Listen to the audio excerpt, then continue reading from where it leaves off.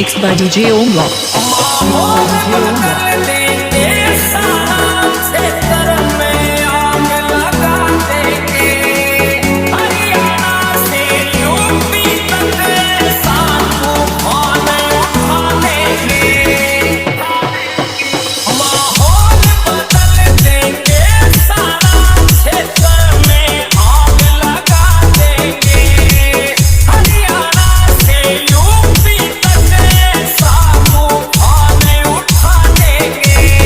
DJ Om Rock Moradabad से देंगे ये है बजरंगी के